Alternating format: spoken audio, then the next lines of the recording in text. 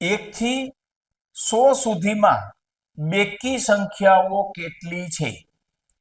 તો 1 થી 100 સુધીમાં બેકી સંખ્યાઓ 50 છે.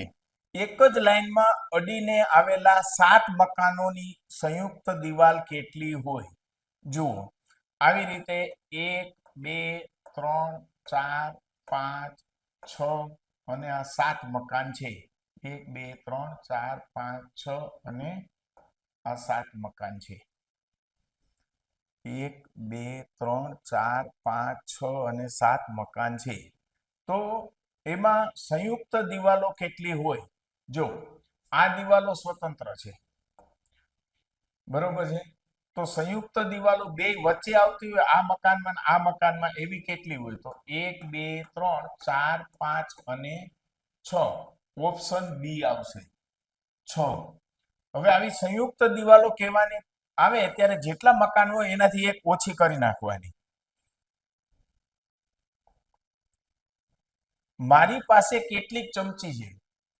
હું 1 ચમચી વડે 2 ગ્રામ ખાંડનું વજન કરી શકું, તો 20 ગ્રામ ખાંડનું વજન કરવું હોય તો કેટલી ચમચીની જરૂર પડે? તો 20 ભાગ્યા 2 કરો એટલે 10 આવે. તો ઓપ્શન બી માં 10 આપેલો છે, એટલે આવી 10 ચમચીની જરૂર પડે. 28 ફૂટ લાંબા એલ્યુમિનિયમના તારમાંથી 4 ફૂટના એક સરખા ટુકડા કરવા માટે કેટલી વખત તારને કાપવો પડે?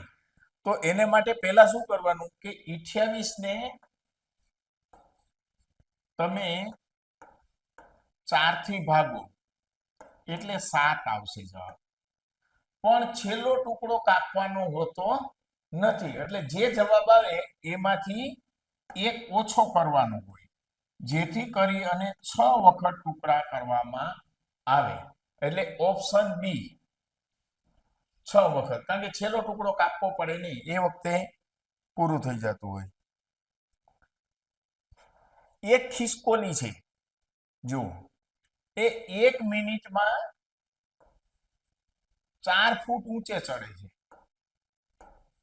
4 ફૂટ ઉપર ચડે છે, અને પાછી 1 જ મિનિટમાં 3 ફૂટ ડાઉન આવે છે, બરોબર છે. તો 4 ફૂટ ઊંચે ચડે છે, 3 ફૂટ નીચે ચડે, એટલે એનો અર્થ એવો થયો કે 1 મિનિટમાં ઈ 1 ફૂટ ચડે છે. હવે શું કે એને 40 ફૂટ ચડવું હોય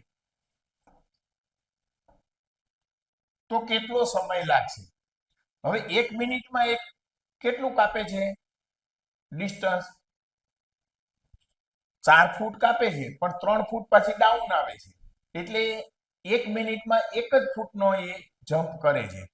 તો 40 મિનિટમાં 40 મિનિટનો સમય લાગે, પણ છેલ્લો ઠેકડો મારે ત્યારે કિનારી ઉપર પહોંચવા માટે એ છેલ્લો ઠેકડો મારે ત્યારે એ સીધું 4 ફૂટ ચડી જાય છે, એટલે કે 3 ફૂટ ઓછા આવે.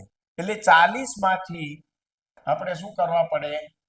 3 બાદ કરવા પડે, કારણ કે છેલ્લા ઠેકડામાં તો 3 ફૂટે ડાયરેક્ટ ઉપર વહી જ ગઈ, પછી એને પાછું રિટર્ન આવવા પણ રહેતું નથી.